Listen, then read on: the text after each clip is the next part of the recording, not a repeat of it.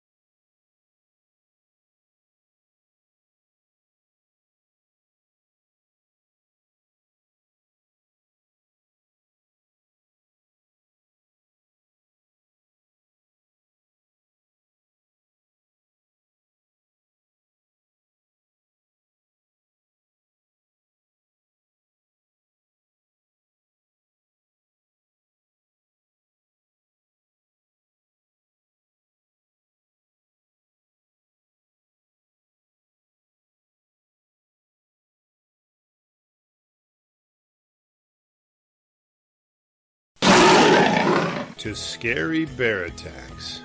Today's episode takes us to the Jizo River in the Gunma Perfecture in central Japan.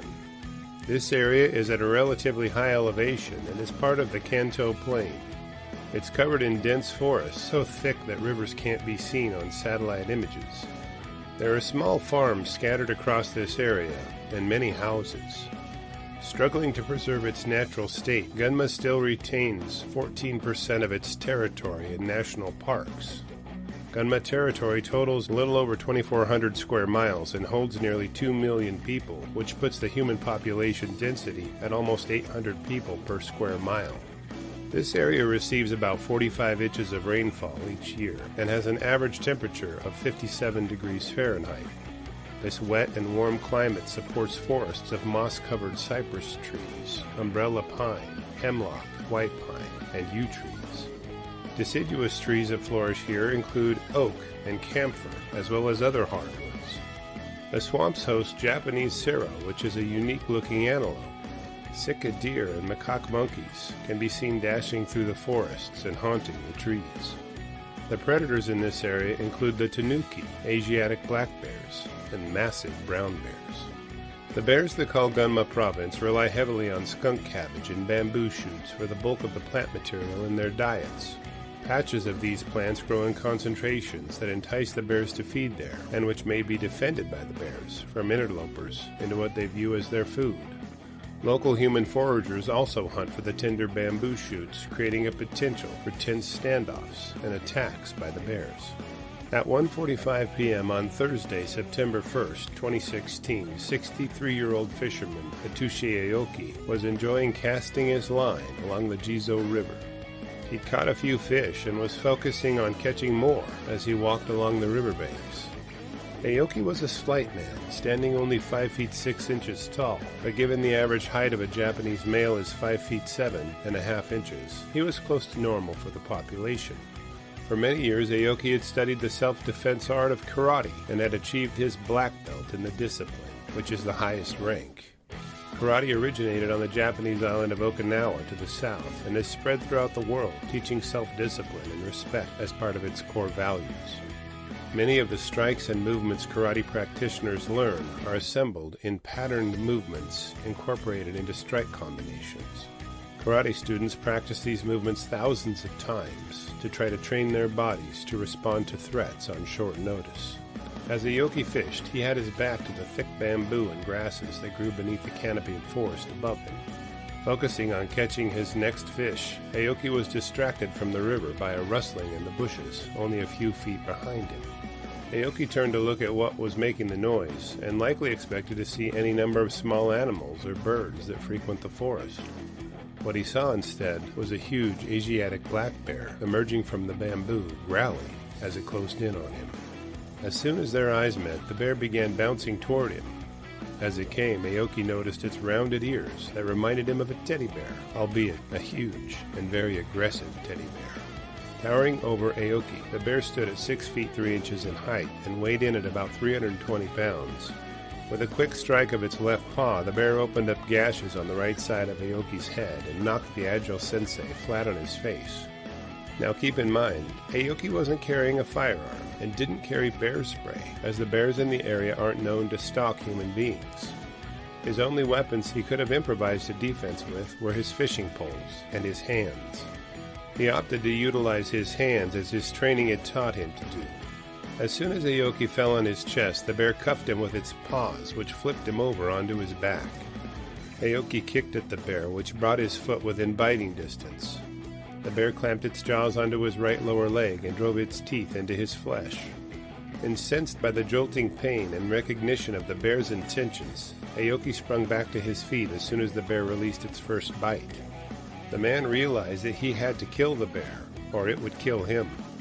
Due to his training, Aoki assumed his karate defense stance with his right hand forward and feet apart.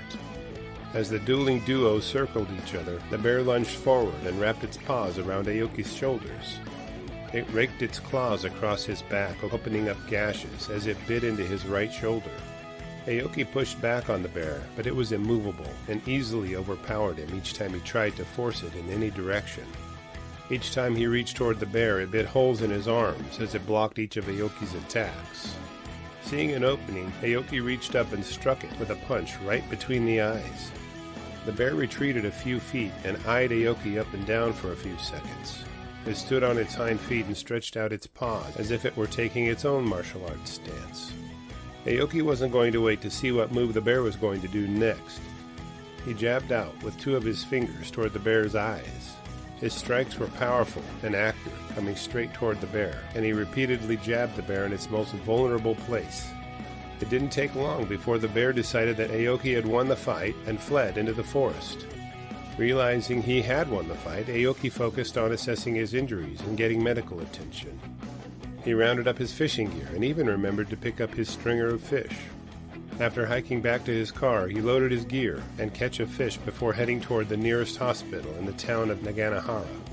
Upon arriving at the hospital, Aoki calmly walked into the emergency room entrance, sporting his blood-spotted and tattered clothes. The medical staff listened to him recount his encounter with the bear as they cleaned his wounds and closed them with sutures. Within a few hours, Aoki was released to heal at his home.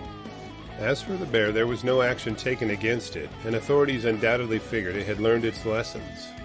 I guess they figured losing an eye had been lesson enough for it. The police did issue a public statement following Aoki's battle with the black bear.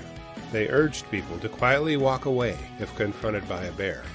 They also indicated that under no circumstances should anyone try to fight a bear.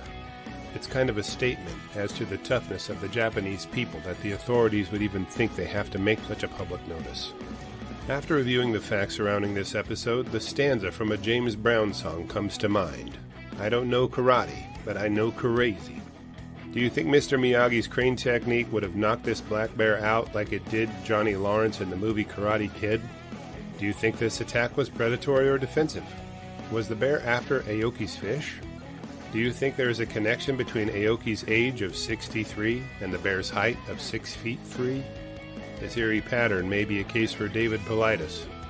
I'll be glad to read and reply to your thoughts, so please post them in the comments section below, and let's talk about it. Welcome back to Scary Bear Attacks. Today's episode takes us to the dense hardwood forests around the Canadian town of Sudbury in the province of Ontario.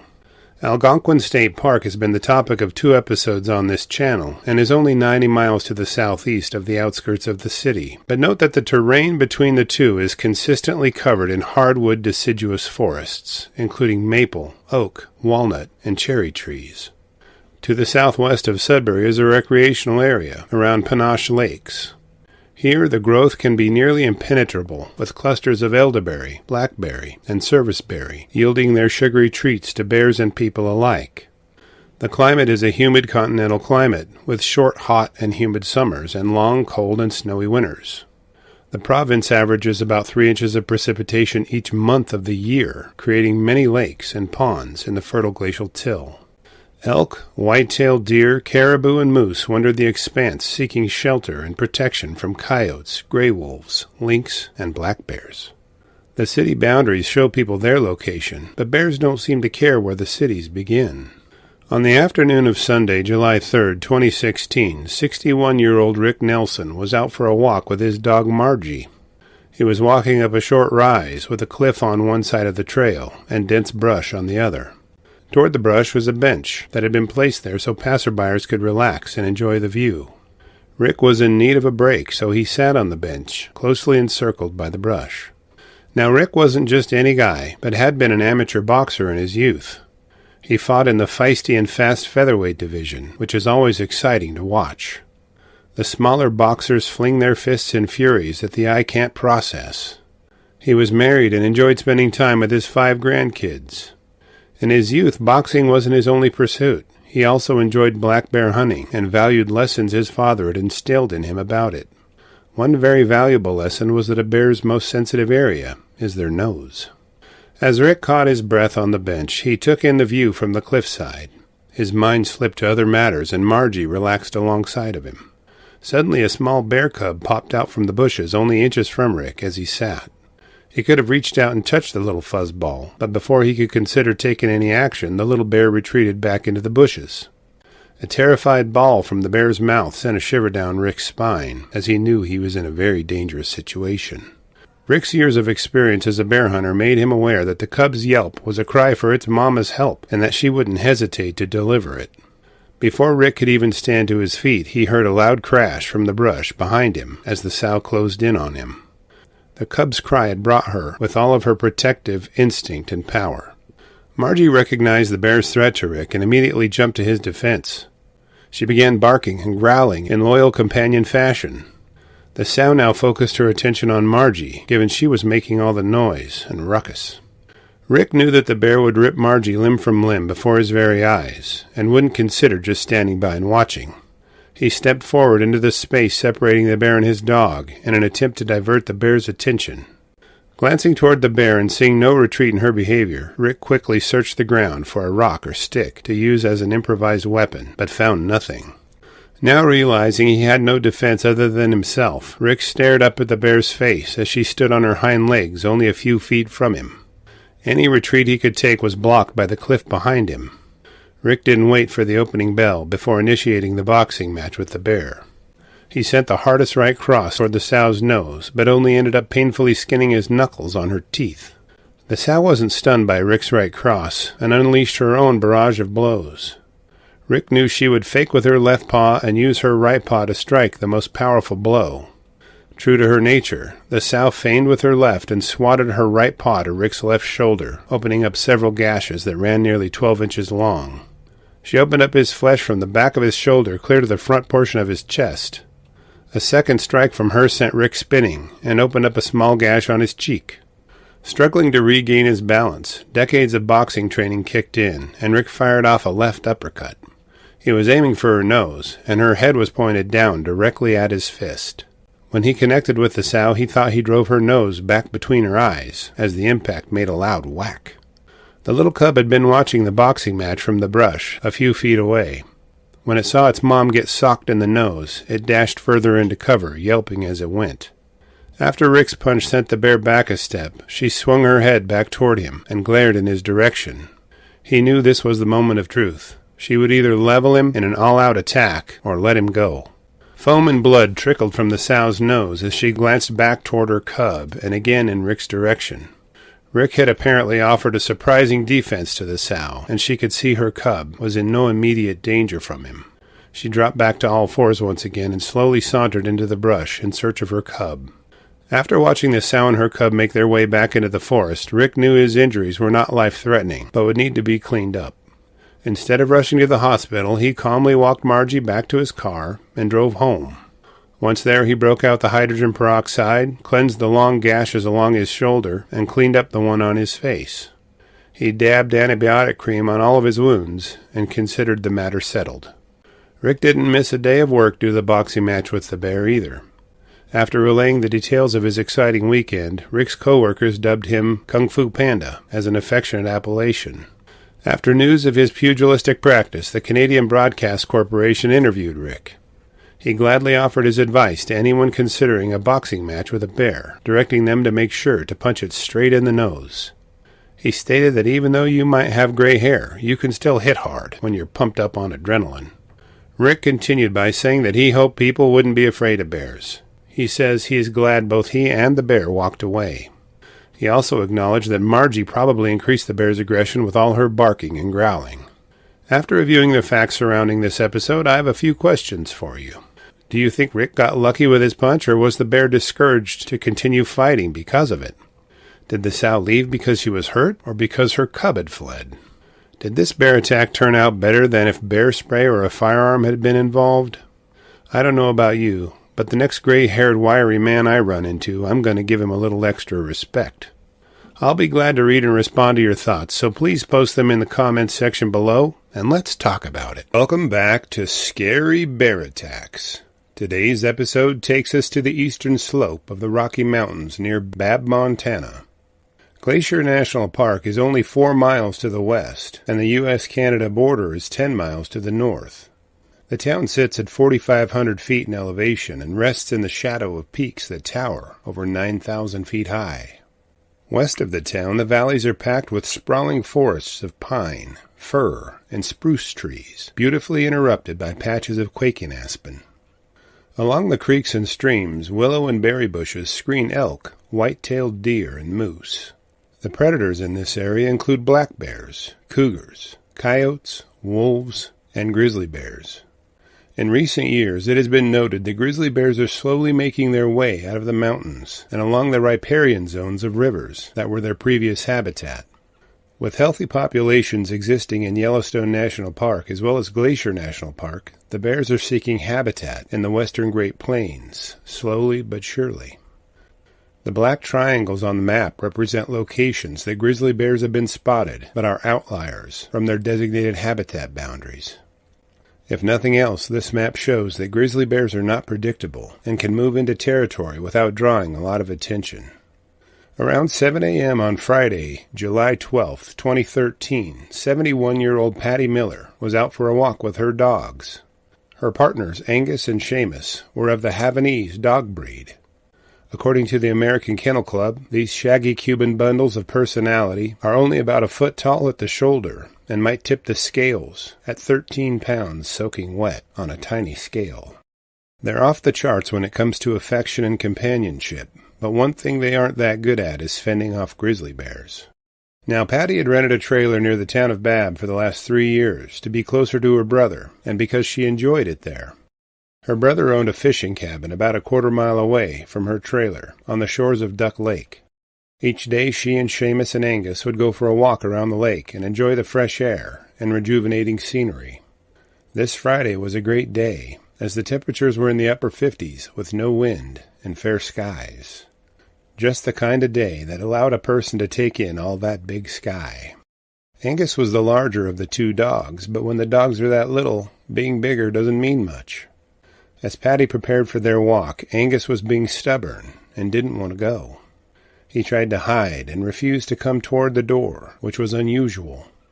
He always liked to go for walks any time Patty would take them, and she figured he would warm up to the idea once he was outside. She put her cell phone holster on her belt, alongside her emergency whistle and her bear spray. Then she grabbed Angus and headed toward the door. The lake was fringed with trees, but the road was in the open, with good visibility on all sides. This may have been convenient to see anything nearby, like a bear or a moose, but it meant that the sun would beat down with greater intensity, even on cooler days. After a short walk, Patty began to warm up, so she decided to take her jacket off and tied it around her waist and walked on. As the trio continued to walk, Patty noticed that there were none of the natural sounds. No birds chirping or squirrels chittering. The quiet was eerie, but was broken by an ominous twig snap just a few yards away. Now Patty had heard the basics of bear safety from her brother. He had warned her that if she ever ran into a bear, to keep her eyes low and avoid directly looking into their eyes. He had also discussed the best way to dispense bear spray, starting from the ground near you and raising the fog toward the bear to create a large cloud for the bear to run into. If all else fails, he told her, then fold yourself into a ball with your head and chest toward the ground and play dead. If she had a run-in with a bear that went beyond that, then she was on her own, as she didn't carry a firearm. Patty's head quickly swiveled toward the sound of the snapping twig just as two fuzzy little grizzly cubs tumbled out of the bushes onto the road. For a moment she was caught in wonder at how cute they were. Then she was filled with terror as she saw what was close behind them. Not more than 30 feet from Patty and her dogs, a huge grizzly sow was moving through the trees toward her cubs. As soon as the sow's eyes caught sight of Patty, she stood to her hind legs. Patty was terrified at the sight of the bear towering over her by several feet, and all of the cautions of what not to do when you encounter a bear flashed through her mind. They say don't panic, but an 8-foot-tall angry mama bear has a way of inducing that in a person's mind. They say stand your ground, but that would mean nothing short of a fist fight with an animal that outweighs you by several hundred pounds and is armed with huge claws and powerful jaws. They say get aggressive, but I'm sure anyone facing a giant bear has to search pretty hard to find that much courage. They say to avoid getting eaten by covering up vulnerable parts of your body, but that means the bear will have an opportunity to inflict serious damage to your body or kill you. They say play dead, and the bear will likely lose interest in you, but that would expose you to the same risks as the prior step. The sow let out a roar that would rattle the windows of cabins nearby, then dropped to all fours and bounded toward Patty. Thinking she'd met her end, Patty opted for a more primitive reaction than all the scientists and researchers advise. She dashed for the brush and dove in head first. Angus and Seamus weren't taking the coward's way out. They rallied to Patty's defense by jumping a few feet in the air for the chance of biting the bear's muzzle. As she ran, the sow swatted at the dogs, like a dairyman swatting flies. Patty reached her hand down to pull out her bear spray, but was too overwhelmed to retrieve it from its holster properly. The irony of seeing such beautiful scenery behind the angry grizzly charging toward her resonated in her mind for a brief second. Given she couldn't utilize her bear spray, Patty opted to try the curling into a ball strategy that her brother had discussed with her. She put her arms alongside her head and covered her neck with her hands. As she dropped to the ground, the sow swatted her right arm away from her head, tattering the flesh as her claws tore their path. Pain shot through her arm for a moment as she collapsed to the ground. The sow's teeth tore through her scalp in 3 destructive and rapid bites to Patty's head. Though she had managed to curl into a ball, the sow somehow flipped her over and out of the bushes in which she was sheltering. Now on her back and not in a ball anymore, Patty was completely vulnerable to the bear's will. With a single swat, the sow ripped 4 deep gashes that started near Patty's belly button and ran all the way up to her neck. Patty felt a rush of anger wash over her at the thought of her death just before she lost consciousness. A high-pitched and repeated bark was the next thing Patty heard. She opened her eyes to see Seamus staring at her, but he was alone. She instantly knew Angus was dead, or he would be right there beside Seamus. Pain racked her body. Her arm hurt like crazy and her head pounded, but she was alive, for now.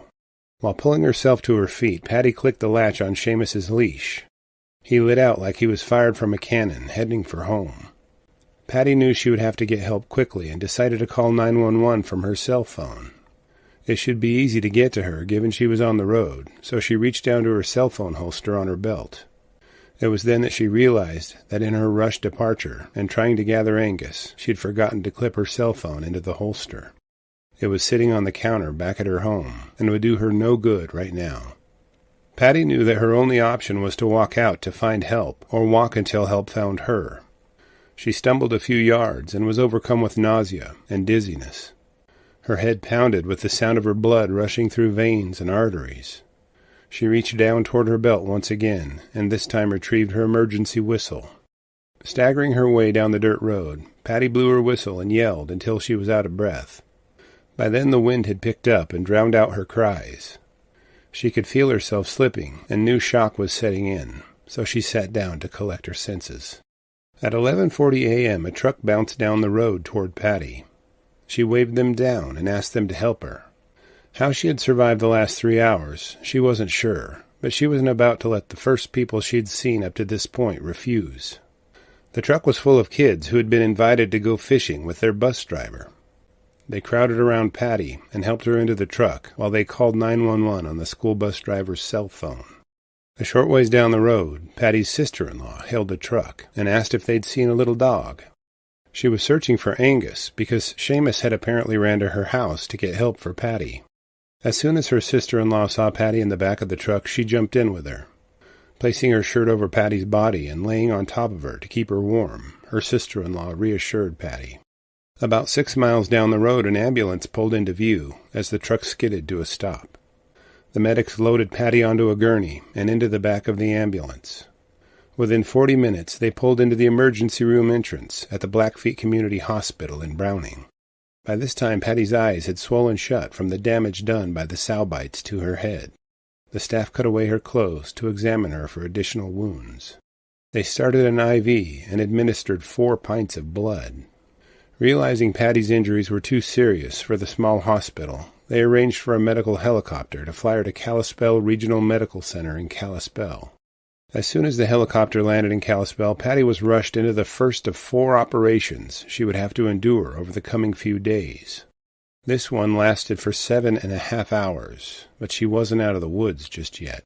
During that surgery, the doctors would discover that the bear had severed nearly every muscle on the back of Patty's neck and missed her carotid artery by a fraction of an inch. It had ripped off one of her ears, crushed her jaw back into her skull, and fractured her cheekbones. Her nose was also broken, but that paled in comparison to the rest of her frightening injuries. During the surgeries, deep lacerations in her neck, the 3 bite wounds to her head, and deep gashes running up her body were cleaned and sutured shut. For 3 weeks, Patty slowly recuperated in the hospital, under constant observation from the staff of the intensive care unit. Reconstructive surgery was needed to insert 24 pins to put her facial bones back in place, but could do nothing to repair the severed nerve that opened her right eye. It remained permanently closed in a prolonged wink at the Grim Reaper. After many months of grueling rehabilitation, Patty indicated she's just grateful to be alive. Of all the possible outcomes, her injuries were the preferred option. She does miss her little Angus, though. His body was discovered by her neighbor and then laid to rest on Patty's brother's land, but she can't visit his grave. It's just too painful for her. Upon her release from the hospital, Patty returned to her trailer and its beautiful location. She refuses to let that bear rob her of her enjoyment of the outdoors and was hiking with Seamus soon thereafter, minus one of their beloved partners. As they walk, Seamus glances around, still searching for his brother Angus. For those of you wondering what became of the sow and her cubs, no action was taken against them. Her behavior was classified as within the expected behavior of a sow grizzly protecting her cubs from what she perceived as a threat. Wow, that was a real tearjerker, folks. After reviewing the facts surrounding this episode, I'm left with a few questions for you. Did Seamus and Angus contribute to an aggravating aspect of the bear attack, or would that sow have attacked Patty anyway? Would a firearm have changed the outcome of this attack? Would it have made any difference if Patty hadn't run away from the sow? Frankly, I really doubt it. Finally, do you think Patty may have lived because Angus was watching out for her after he departed? The thought of a little fluffy guardian angel makes me smile. I'll enjoy reading and replying to your thoughts, so please post them in the comments section below, and let's talk about it. Welcome back to Scary Bear Attacks. Today's episode takes us to Mount Emmerich, about 9 miles west of Haines, Alaska. The Chilkat and Kicking Horse River deliver fresh glacial mountain meltwater to the Chiklat Inlet before eventually flowing into the Gulf of Alaska. At the top of Mount Emmerich lie still unnamed glaciers, and it was first summited in 1976, well after Mount Everest. The climate on the mountain is listed as a tundra climate, with cold, snowy winters and cool, wet summers. It's a granite mountain that lies in the St. Elias mountain range. Mountain goats are known to balance on the cliffs and crags, but not much else can scratch out a living on Mount Emmerich. There are no wolves or cougars here, but lower on its slopes you will find brown bears. 35-year-old Forrest Wagner grew up in Fairbanks and had made a living as a mountain guide on Mount Denali, as well as a high-altitude guide internationally. For the last 10 years, he'd been an assistant professor at the University of Alaska Southeast in the state capital of Juneau. His background allowed him to teach outdoor leadership, ice climbing, backcountry navigation, rock climbing, glacier travel, crevasse rescue, and mountaineering courses. On April 18, 2016, Wagner had planned to take one of his classes out to the Juneau ice field, but poor ice and snow conditions had him choose Mount Emmerich as the location instead. The 6-day expedition consisted of Wagner and 2 teaching assistants, as well as 11 students. The 18th was the 5th day of the expedition, and they were now descending the mountain. They were at about 2,000 feet in elevation and had strung out a bit to skin up their skis. When climbers skin up, they place a slip-resistant cover, called a climbing skin, over the bottom of their skis. This allows them to use them in much the same way snowshoes are utilized, and permits movement across less than ideal skiing terrain. They'd planned to remove the climbing skins once they reached an area more favorable to skiing for their descent from the mountain. While the group placed their climbing skins on their skis, Wagner skied ahead, inspecting prospective descent routes and possible difficulties. Now, the Alaska Department of Fish and Game had issued a public notice at the beginning of the month that bears would likely be out of their winter dens earlier than normal this year. The winter had been more mild than most, and skunk cabbage and other greens had already begun to bloom. These nutritious sprouts are one of the first foods bears seek in this area after emerging, and are Mother Nature's way of inviting them to do so. It is known to local scientists that brown bears in the area hibernate at elevations up to and around 2,000 feet. By himself and leading the expedition, Wagner had not brought a firearm, nor bear spray on the trip. Bears were supposed to be hibernating for a few more weeks, and aren't regularly seen on the barren slopes of Mount Emmerich. Shortly after skiing to an overlook, Wagner gazed out at the terrain and looked for a viable and safe way down the last stretch of the descent. Unbeknownst to Wagner, he had skied right past the small opening of a winter den of a sow grizzly and her 2 cubs. Given the insulation and protection of the den and snow around it, the sow likely hadn't heard or seen Wagner until he was very close to the den opening. She exploded from the opening and bounded toward Wagner, instantly enraged by his proximity to her and her cubs. Wagner lifted his arms above his head and waved them while yelling at her. He was hoping she could see he was a human and not a threat to the 3 bears. He didn't get to wave his arms too much before the sow plowed into him, knocking him to his back. Wagner was trained in a wide variety of survival skills and strategies, but as is all too common in bear attacks, didn't immediately follow the modern conventional wisdom. Instead of playing dead, he fought back, trying to get the bear to stop her attack on him. According to onlookers, the sow's attack was brief, consisting of rapid bites to Wagner's side. As she tossed him around, the battling duo approached a cliff's edge, but were too focused on each other to notice. As they tumbled over the ledge, Wagner somehow landed before the sow. The fall was only 10 feet, and may have done the damage noted to Wagner's leg, but having the enormous sow land on top of him may have added to it. After using Wagner as her landing pad, the sow clambered back up the slope in search of her cubs, while Wagner's expedition members made their way toward him cautiously. While waiting for help, Wagner began administering first aid to himself and utilizing his training as a wilderness first responder. With the bear and her cubs a safe distance away, the students quickly put their learning into practice after arriving. They placed bandages on their professor's wounds and made him as comfortable as possible, while one of them searched the mountain for a spot to place a call for help. An emergency call to the Alaska State Troopers was completed, and they wasted no time in contacting Temsco helicopter service for a lift. A group of heli-skiers were dispatched to find the group and an acceptable landing spot. The heli-skiers arrived and began prepping the professor for evacuation as his students gathered nearby. The students were nervously discussing the event when the bear reappeared near them. An armed state trooper who had arrived stood by them, acting as security from another attack by the sow. Wagner was originally going to be flown to Juneau, only 90 miles to the south. After assessing the seriousness of his injuries, the medics decided to fly him to Providence, Alaska Medical Center in Anchorage, located 500 miles to the north.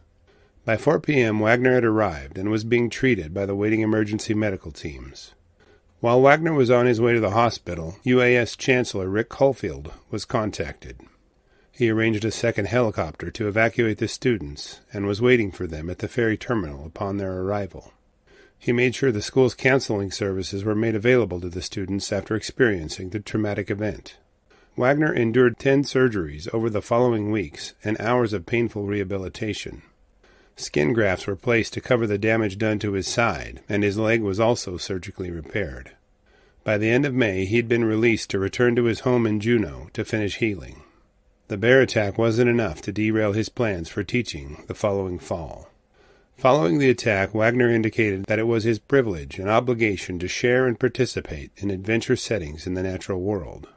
He stated he harbors no ill feelings toward the bear after all he's been through. As for the sow and her cubs, her behavior was found to be within the expected and normal behavior of a mama bear protecting her cubs.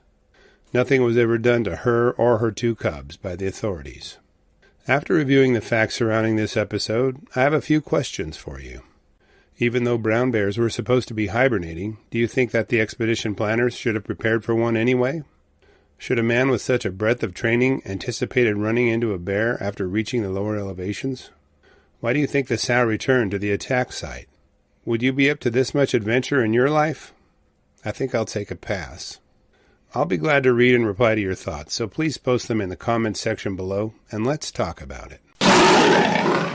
Welcome back to Scary Bear Attacks. Today's episode takes us to Lincoln Lake in Glacier National Park in Montana. The lake sits at an elevation of 4,849 feet high and is nestled between Lincoln Peak and Mount Jackson. The pine, fir, and spruce trees here are thick and mixed with quaking aspen throughout. Willow and berry bushes complete the emerald tapestry that soothes the minds of observers while offering picturesque mountain scenery that human artists dream of painting. Common animals in this area include white-tailed deer, elk, and moose, with predators like coyotes, bobcats, cougars, wolves, and bears prowling the land. The park has always been a stronghold for wildlife, and bears in particular.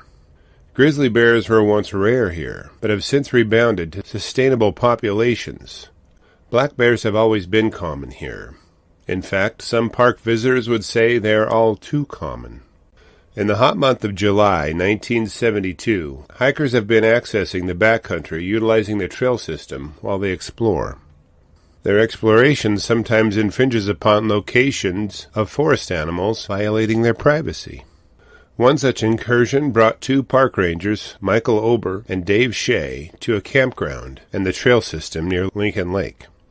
A bear attack had been reported the prior day, and the rangers made their way by horseback to the Lincoln Lake trail system.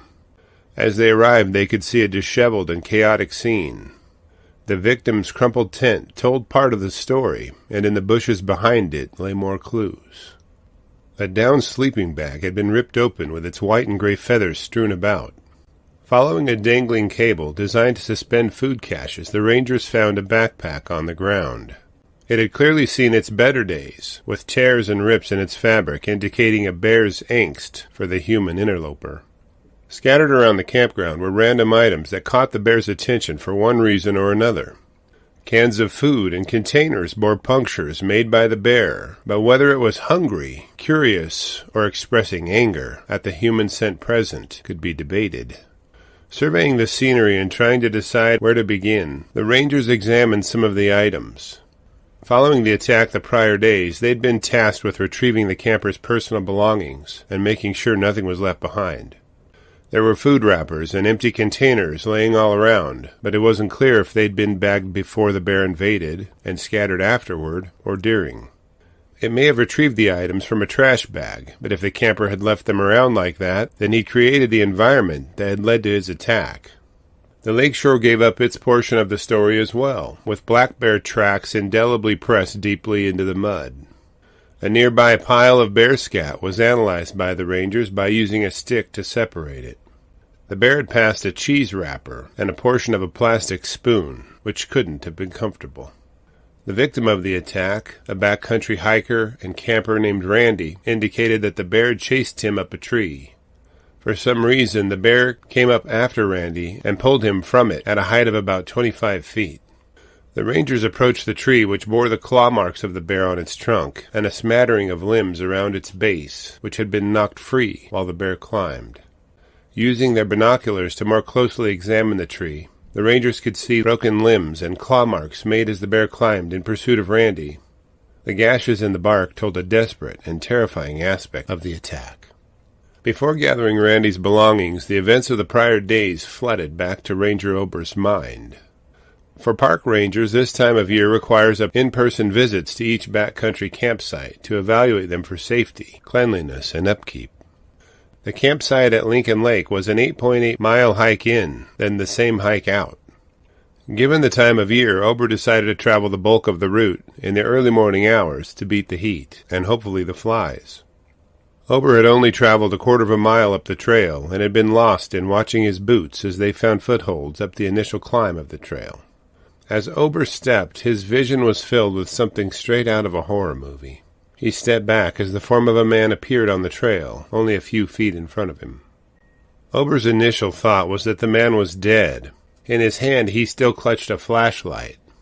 Dried black blood covered his head and neck, and flies swarmed around like miniature vultures waiting for their opportunity to feed.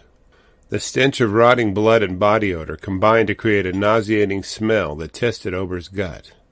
Staring into the man's face, Ober searched for a sign of life in his swollen eyes. After a few seconds of staring in disbelief, Ober heard the man stammering something. His statement was a warning to Ober. "Don't go in there. There's a bear. It's his home. He lives there."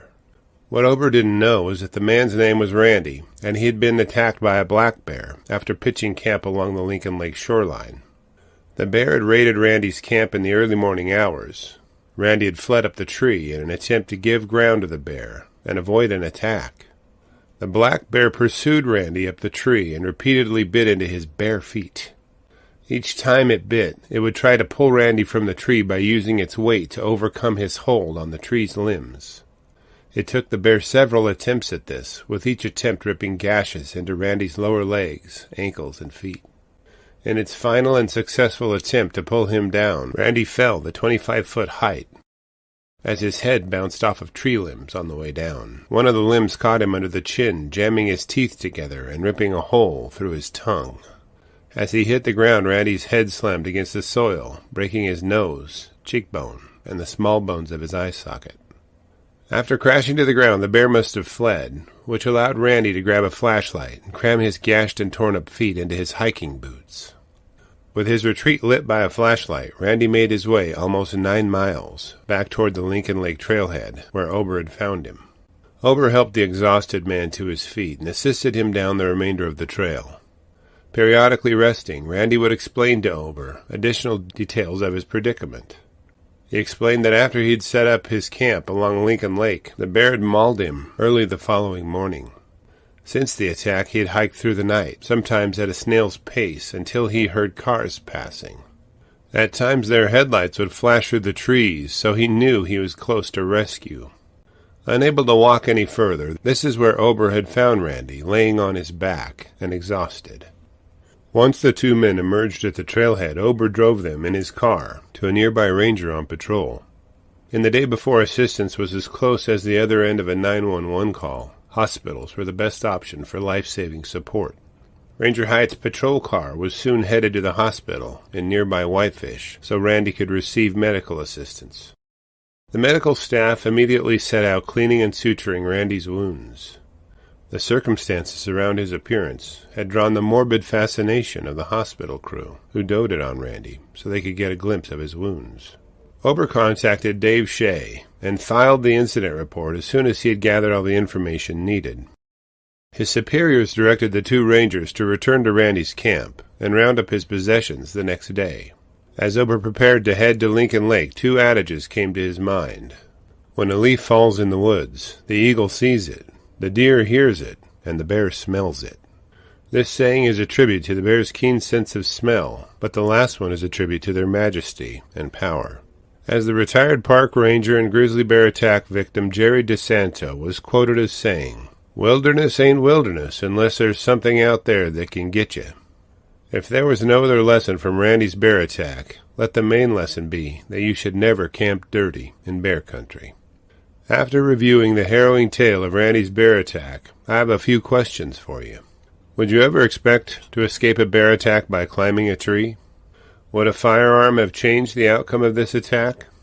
Do you think you would be tough enough to hike 9 miles through the dark with gashed legs and broken facial bones? I doubt I could, and I don't want to find out.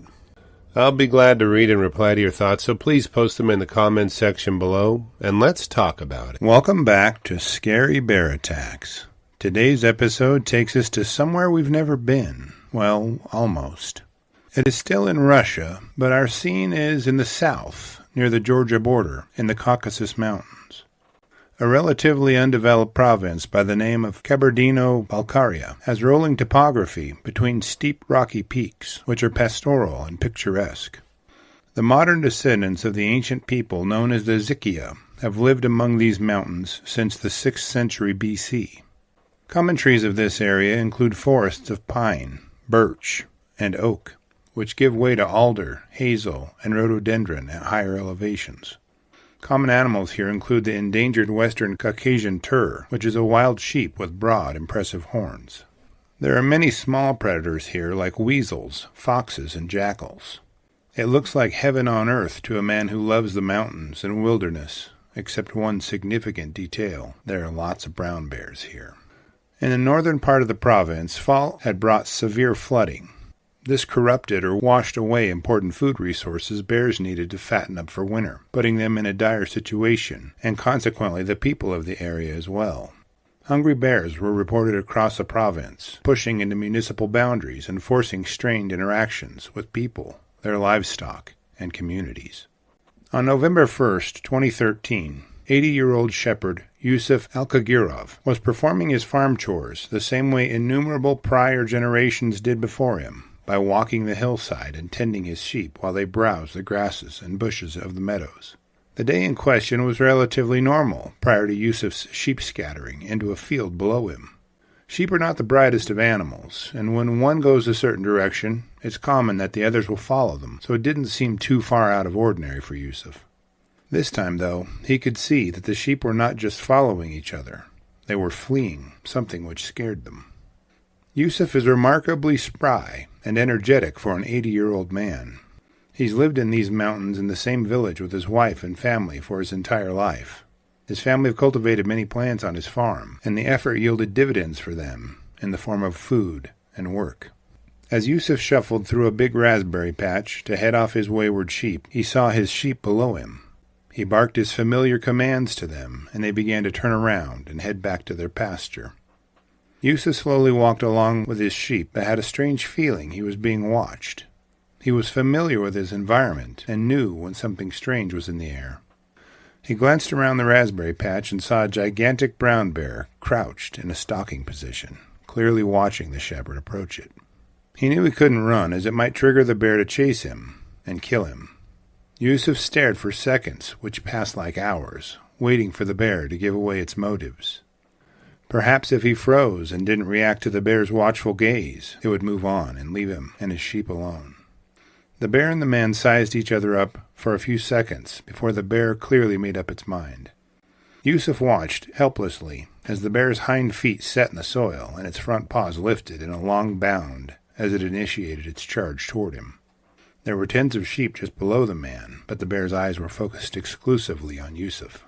His terror mounted as he watched the bear's paws reach out to bring it closer with each stride, its head floating statically as the rest of its body churned with each powerful bound. The ground between him and the bear had sparse cover and a slight slope toward Yusuf. He knew the bear would be on him before he could turn around, so he braced himself to fight for his life. As the bear closed in on Yusuf, he quickly removed his jacket in an attempt to use it as a matador's capote.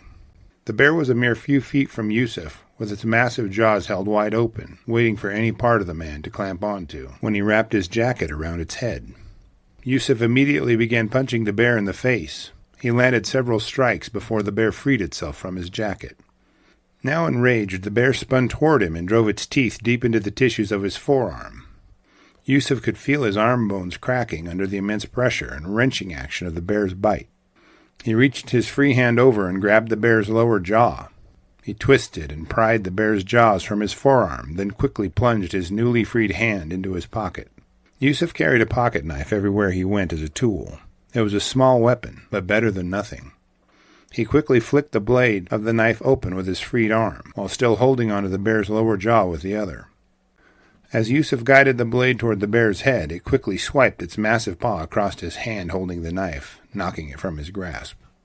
Now face to face, the bear wrapped its massive arms around Yusuf and picked him up in a bear hug a few feet off the ground. Bears do this to make sure to hold the object of their aggression close for a deadly bite. Yusuf was a quick thinker. He realized the bear's head was now very close to his, and his arms were tangled up in the bear's grasp, so he used the only weapon he had at his disposal, his head. Yusuf pulled his head back a few inches and drove his forehead into the massive brown bear's nose as hard as he could. The bear was so surprised and apparently hurt by this blow that it immediately dropped him to the ground. The bear was now facing away from Yusuf at this point, and he was not done fighting it. He had one target within his reach and began kicking the bear. He kicked the bear in the crotch several times as the bear turned and spun, trying to get an angle on this human attacking him. Yusuf and the bear wrestled back and forth, with the man finding a way to prevent a fatal bite or swat several times. But that wouldn't last for too much longer.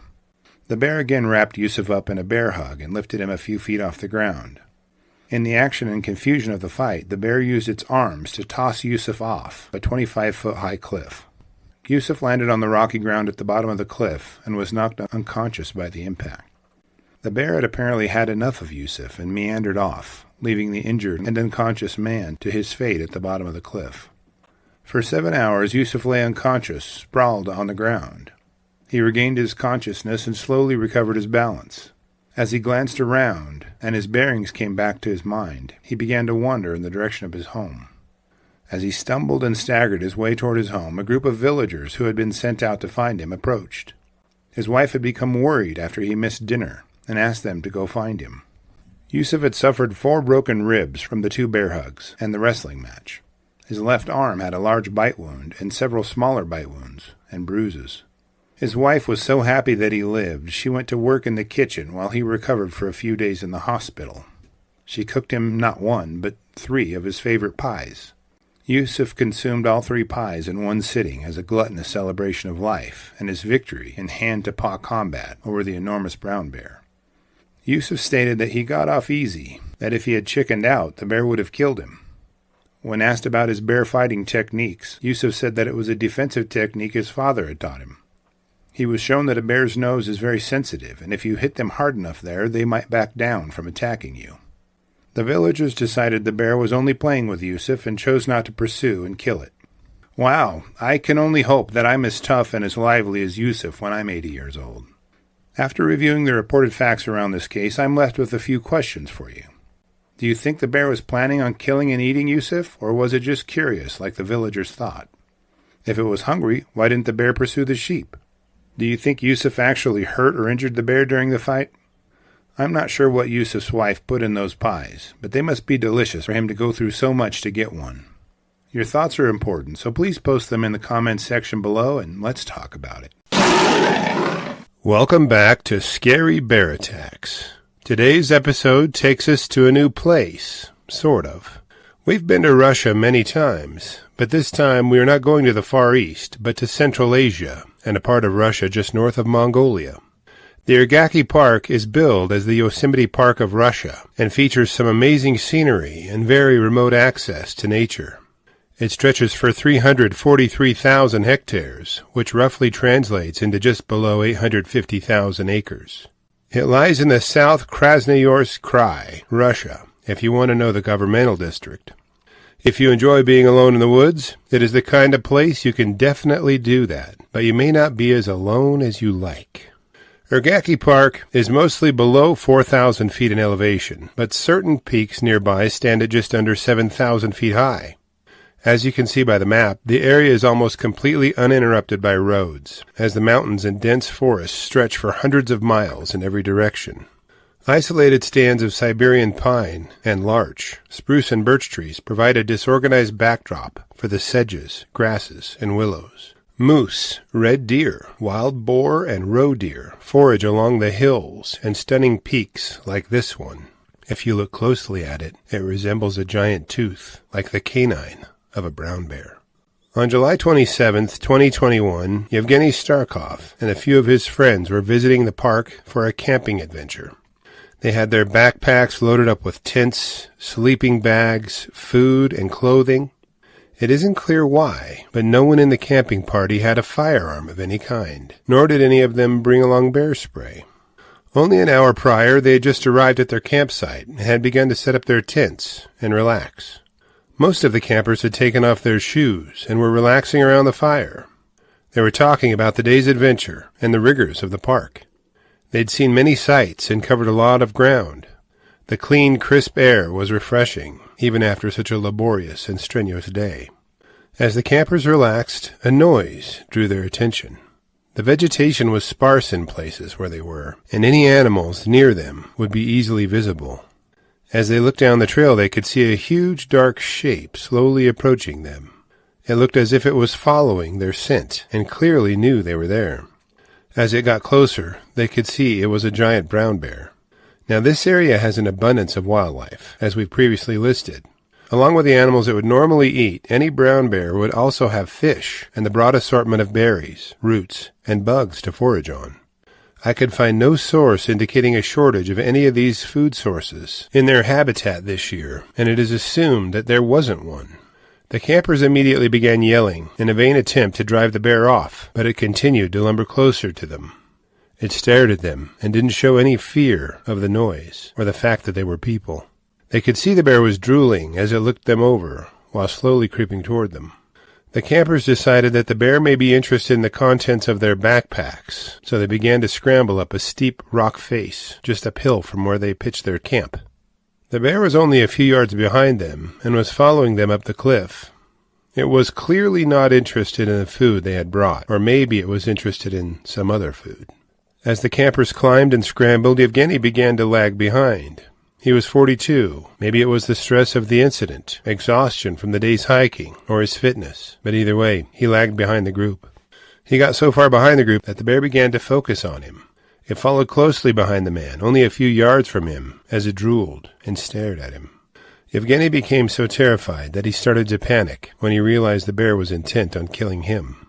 From their perch on the cliff above their friend, the campers watched as the bear tackled Yevgeny and ferociously attacked him. They watched as the bear bit and clawed the screaming man. The bear would bite and shake its head violently time and time again until Yevgeny stopped moving. The attack lasted only a few minutes, but the worst was yet to come. The campers were helpless to stop the attack or come to their friend's aid. They watched for several minutes as the bear bit chunks of their friend's body off and swallowed them right before their eyes. They were barefoot and had nothing but the shirts on their backs. All of their equipment was down the cliff and on the other side of the bear. As soon as it had killed Yevgeny and eaten a small portion of his body, the bear cast its gaze and drooling mouth toward the campers still hiding on the cliff. It began to amble toward the cliff again, as if it was considering climbing after another human victim. They decided they couldn't wait for the bear to come pick them off one by one. The body of their friend would only hold its attention for so long, and they knew they had to take this time to escape. They climbed their way further up the cliff and crested the top together. They knew the bear was downhill, so they continued uphill, deciding on a circuitous route that would bring them back to the trail they came in on. They navigated the cold, stony ground without their shoes, coats, or protective equipment. For 7 hours they walked aimlessly, hoping to find someone to bring help for Yevgeny, or at least help them recover their friend's body.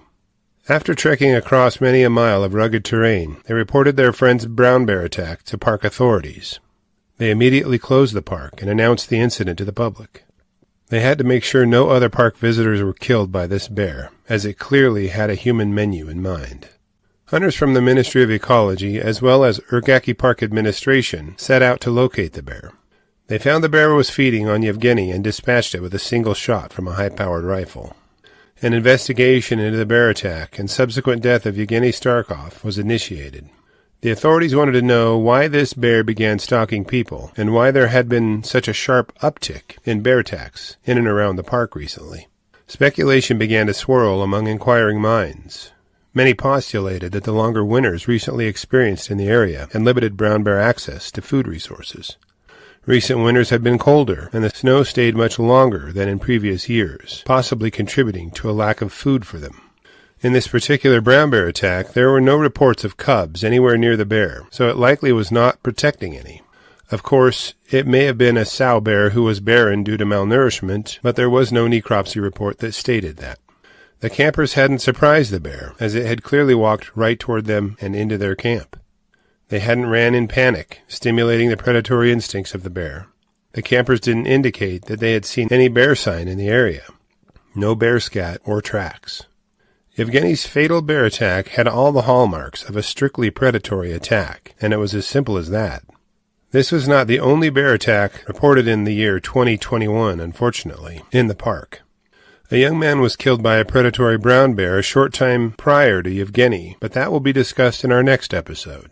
Russia has approximately 120,000 of the 200,000 brown bears in the world. In Russia, from 1932 to 2017, at least 338 cases of people being injured or attacked by brown bears occurred. Note that does not include polar bears or Asiatic black bears. That comes out to almost 4 deaths or injuries to people each year in Russia by brown bears. That sounds like a lot of people, but given the area of the nation and it holding the highest number of brown bears in the world, it is actually quite low. The Russian government has done an excellent job of maintaining their wild places and letting the wildlife there thrive until they affect the human life there. After reviewing the facts surrounding this case, I have a few questions for you. Do you think the bear was initially drawn to the scent of the food the campers were carrying, or was it simply hunting the people? Why do you think the bear was drooling? Would it have killed more of the campers if they hadn't fled? Would bear spray or a firearm have changed the outcome of this attack? I'll be glad to read and respond to your thoughts, so post them in the comments section below, and let's talk about it. Welcome back to Scary Bear Attacks. Today's episode takes us back to the Russian Far East, to a district known as Pozharsky District. The town of Luchagorsk is remote and surrounded by wilderness. The terrain is remote and rugged mountains that extend for hundreds of miles to the east of nearly uninterrupted wilderness. Forests of birch, juniper, maple, and yew trees stand above a lower canopy of Japanese alder, Chosinia willow, and various subspecies of wild grape, kiwi, and berry bushes.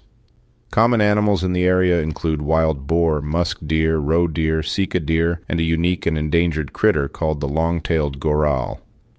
The predators of this area are a murderer's row of powerful and dangerous animals and include wolves, the Amur leopard, the Ussuri brown bear, the Amur tiger, Ussuri black bear, and the Eurasian lynx, just to name a few.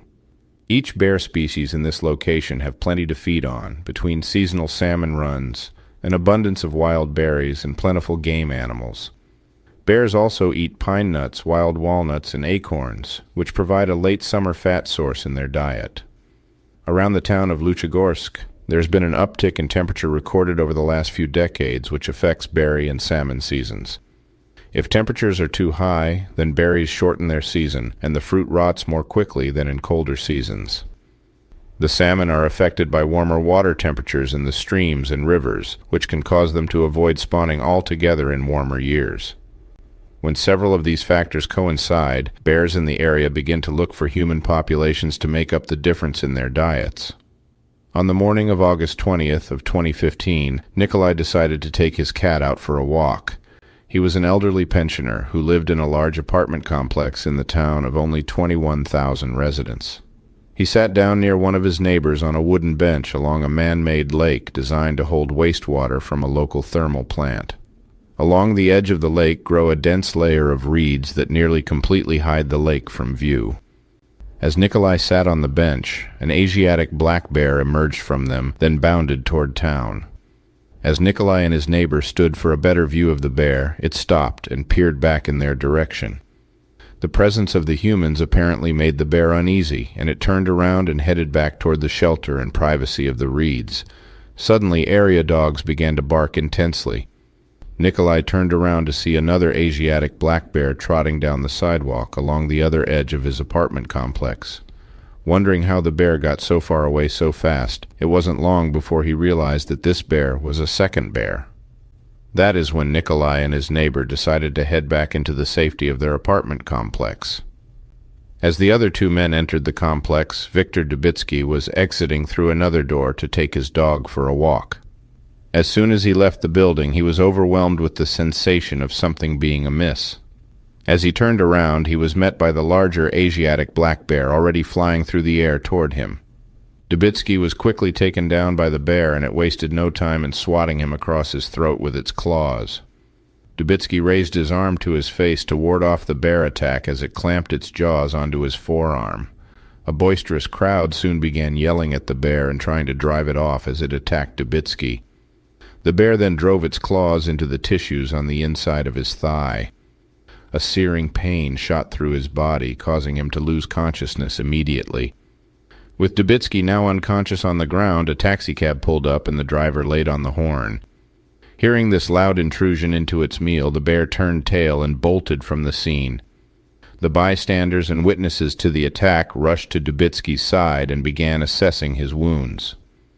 An amazing scene of caring and support unfolded as the occupants of the apartment building began dropping bandages, first aid kits, and rubbing alcohol from their balconies. An ambulance was summoned and arrived around the same time as the local game officer. As first responders began to treat Dubitsky's injuries, Anatoly Tarasenko began to assess what led to the bear attack. As a game and resource officer, his main job is to head off illegal lumber and animal poaching. The lumber poachers of the area illegally harvested valuable wood such as Mongolian oak and Manchurian linden, as well as various animals to supplement their income, and this practice has led to broad clear cuts on the mountains around the town. As if this was not a demanding enough workload, he also responded to the presence of wild animals in town. The spry and strong-built 60-year-old immediately ordered a police blockade near the apartment building and requested the help of his 28-year-old assistant, Yaroslav Shishkin. The two men arranged to have hounds brought in to search for the bear in the reeds and drive them from town. Just as they had established their plan to canvass the reeds, Anatoly's cell phone rang, and another report of an incident split his attention. Anatoly listened as the details of the report were relayed to him. A few blocks away and across town, a man had stepped into some bushes to answer nature's call. As he emptied his bladder, an enormous brown bear approached him and swatted at him. He managed to flee before the bear could get a hold of him, and lost sight of the bear as he did so. Reports began to trickle in that lifeguards at the beach on the lake had seen a bear swimming across while a cub rode on its back. Anatoly connected the dots and figured that Dubitsky had run into the sow after she emerged from the lake. He determined that the sow and cub must have been separated due to the bustle and noise of the town they entered confusing them, and knew this scenario was very dangerous to the townsfolk and the bears. He immediately put in a request to shoot the bear on sight to head off another attack on a human. After the shoot-on-sight command was approved on August 21st, Luchagorsk lit up with reports of bears entering the town. There were reports of bear sightings around the coal mine near town, and the power plant, as well as near summer homes and private apiaries used to produce honey. Bears were reported raiding dumpsters and gardens near dwellings, and the reports only increased over the next several days. Each day that followed added another 10 bears who were encroaching on the town and its residents. Just outside of town, long lines of bears began forming as they followed each other toward whatever offerings the town might bring them. It was as if they had all honed in on the people of the town and now were planning on finding what they needed in an area they had previously avoided. The residents of Nikolai's apartment building would sit on their balconies and watch as bear after bear swam across the lake and wearily pulled themselves ashore. Residents began to report the bears appearing in their basements, and even walking down sidewalks in the middle of town. By the end of the month, the town was overrun with bears. Anatoly and the other game officers were at a loss trying to figure out how best to handle the situation. Nikolai Agapov served as a district inspector for the nearby Land of the Leopard National Park. Given there are no bear experts in Primorsky Krai, he gathered information regarding bear behavior from local hunters and game officers. They told him that bears would routinely raid honeymead stores of locals and behaved like drunks, wrecking everything they could reach and generally making a mess. Other reports indicated more endearing traits, like a sow bear returning to the skin of one of her deceased cubs as it decayed, as if mourning her lost baby. Agapov and Anatoly quickly discovered that every natural food source for the bear had catastrophically failed in 2015. Bear populations had significantly increased in prior years, due to an abundance of food causing a collapse of their food sources. This forced a mass migration of black and brown bears that for some reason focused its route toward Luchagorsk. Bears are known to vividly remember where they locate food and even the scent of food during their travels. Now they were using this information to seek out food to prepare them for hibernation. They were underweight and in no condition to hibernate, which would cause a prolonged problem for the towns in the area, as bears who do not hibernate are extremely dangerous due to hunger. This situation left local authorities with 3 avenues of protecting the residents of the town. They could launch a hazing program designed to drive the bears away from town, or could provide another source of food outside the city boundaries to keep them from entering. The last solution they had at their disposal was to start killing the bears to bring their numbers back into a sustainable balance. They knew that once the bears decided that people were fair game, then attacks would increase and people would die. Anatoly put together a response team of 14 members to react to bear sightings. Each member was a local hunter, a game officer, or other men experienced with bears. They worked in shifts, answered calls from residents, and responded to diffuse situations. They blocked manholes and basement accesses across the city to keep bears from hiding there and circulated information pamphlets to residents on what to do when they ran into a bear. Gone, at least for now, were the days when parents would allow their children to walk to school by themselves. They accompanied their kids everywhere they went as much as possible. Police cars blared their sirens while driving around town to drive the bears out, and fire trucks sprayed down the reeds around the lake to limit cover for the bears. On August 26th at around 9 p.m., one of the response team's members, named Alexander Zhdanov, was relaxing after a day's work of driving the coal delivery train at the mine. He is an avid hunter and snowboarder and had just finished dinner. He was checking in on his social media account when his phone rang with a report of a bear incident demanding his attention. Apparently, 2 bears had been spotted in town and an officer responded to the location. He had wounded one of the bears with his service pistol, and the bears had fled afterward. This meant there was a wounded and desperate bear prowling the streets of his town. He grabbed his Saiga hunting rifle and headed toward the location as quickly as he could. Zhdanov jumped into the police van, and the group began to scan the shadows of the evening looking for the bears. Suddenly, a group of people ran from the old park area, screaming in terror.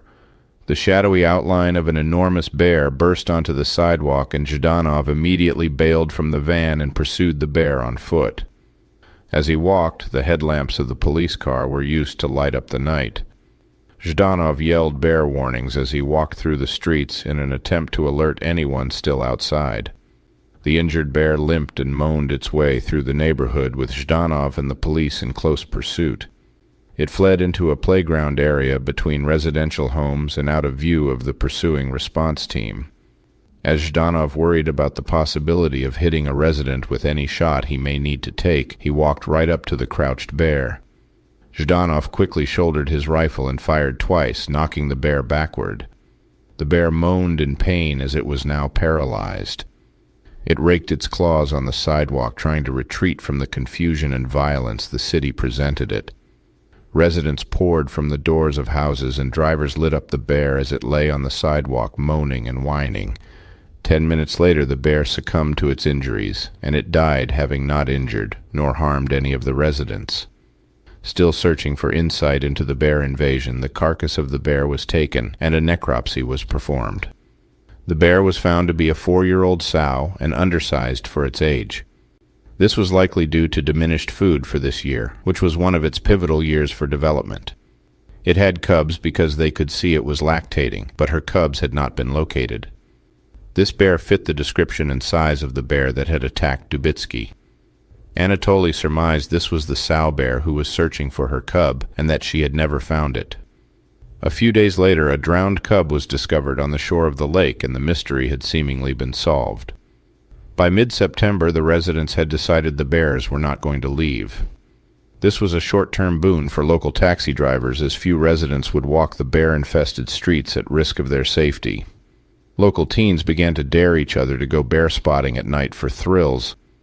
The locals would drive their cars up and illuminate the dumpsters of the area to film the bears like it was a new form of entertainment. On the outskirts of town, armed beekeepers would patrol their apiaries toward off invasions for bears seeking the honey inside. They began by firing warning shots, but the bears were so accustomed to people that nothing would frighten them away. Eventually, the bears were simply shot and left where they fell. Zhdanov approximated that 100 bears were killed in this manner without notifying any authorities. That fall in Primorsky Krai, there were 60 documented incidents of bears entering villages, with 18 bear conflicts reported. There were a handful of human deaths due to bear attacks, and numerous other hunters, children, and elderly people were injured by the bears. Anatoly was torn between the dilemma of residents following the hunters and taking pictures while they chased away or killed interloping bears, and filled with joy by seeing the Asiatic black bears in such numbers. The species was recovering, and their presence was proof. Nearby the large city of Khabarovsk, with its population of 550,000 people, a pregnant woman was attacked by a bear as the problem spread from Luchagorsk to other areas. Reports indicated that the pregnant woman saved her own life by biting the bear back, forcing its retreat. 4 bears had been shot in her small village, while 3 others were hit by cars. Bears in the area had become so hungry that they were seen digging up graves in the cemetery to feed on the corpses of the dead. The invasion of the starving bears had begun to sway public opinion among the residents of villages in the area. One Sunday, 54-year-old Yuri Kolpak was called to respond to a report of a bear in an apartment building basement. Yuri was charged with wildlife protection for the entire region and had shown up in response to the report when about 200 residents began to gather. They asked him if there was any way the bear could simply be tranquilized and removed from the basement to be released elsewhere. When he responded that there was no way this could happen because they couldn't tell how much sedative to put in the dart for an animal of unknown size, and the bear could do a lot of damage to anyone around, in the 10 minutes it took for the drug to take effect, the residents began calling him a murderer from their elevated balconies. Yuri was apparently comedic in his address to the crowd as he asked for volunteers to go with him and sing the bear lullabies. Yuri finally mustered the bravery to enter the basement alone, with the bear. The bear chuffed and tried to run Yuri off, but in the flicker of his flashlight, Yuri fired and ended the bear's life. The residents were angry at him, but didn't appreciate the danger the presence of the bear presented to them and their loved ones. Yuri posted warnings on how to avoid the necessity of another bear being shot. He instructed the residents to remove their vegetables from their gardens and gather all the fruit that had fallen on the ground to avoid attracting another bear to their apartment building. He educated the residents that bears who find fruit rotting on the ground will wander long distances to return to the location after being darted and removed to the taiga. Yuri was quick to flash photos of a bear that had killed a fisherman earlier in the year. The bear had decapitated the fisherman as well as dismembered him. This did little to dissuade the residents' sentiments of tolerance toward the bears. The bear response team found themselves facing outrage and public backlash from the necessity of shooting bears right in front of people. The residents began to second-guess the policy of shooting the bears and wondered if the bear killings weren't just part of some overprotective bloodlust from the bear response teams. Conspiracy theories and alternative narratives began to fill the minds of the residents of the area, fed by people who didn't want any of the bears killed. The members of the bear response team quickly arrived at the source of the dilemma. Many of the bears invading the town were rare Asiatic black bears and were very cute and more diminutive than the obviously dangerous giant brown bears so common in the area. They began to be filled with regret at having to do their jobs of protecting people who frequently didn't understand the danger the bears brought with each appearance. The locals began to be split in opinion on how to handle the bear crisis. With so many adult bears being shot, orphaned cubs were now roaming the streets as well. They were undoubtedly being familiarized with humans, and that would not bode well for their independent lives as adults. Many of the orphaned cubs were delivered to the Wildlife Rehabilitation Center in the neighboring town of Utios. The center was founded by a man named Vladimir Kruglov, who had hogtied some 40 captured tigers by hand himself. The center eventually reared and released 300 orphaned cubs in preceding years. By October, a lone cub was located on the edge of Luchagorsk. It was seemingly orphaned and scared. A local media member began leaving it food as the response team waited 3 weeks for the needed paperwork to permit its capture. A few of the local school children were invited to film the capture of the cub by the media member and raced ahead to the tree the cub was hiding in. Members of the response team eventually caught the Asiatic black bear cub and brought her safely to a holding pen for transport soon thereafter. Unbeknownst to the men, someone had shot and wounded the cub with a rubber bullet, trying to haze it away from the area. She passed away that evening. Immediately after the death of the cub, the bears around Luchagorsk disappeared. They were no longer in the reeds or raiding dumpsters in town. They had simply vanished, even quicker than they had appeared. Experts stated that the bears had made their way back up to the wilderness to hibernate, but that many of them would not make it through the winter in the condition they were in. This would bring the elevated populations down and back into balance, as tragic and harsh as the facts were. Asiatic black bear populations are rebounding, and the species numbers are stabilizing at healthy thresholds. The brown bears of the area are just as abundant as ever, as things have returned to normal in the town of Luchagorsk, with the bears living in the forest and the humans safely in their towns. After reviewing the sad and tragic details of this incident, I am left with a few questions for you. Do you think that preservation efforts had created a spike in bear populations that the local habitat could not sustain? Do you think the orphaned cubs will be able to be rehabilitated? What do you think could have been done better to have the bears away from Luchagorsk? Why do you think the public sentiment turned against the bear response teams?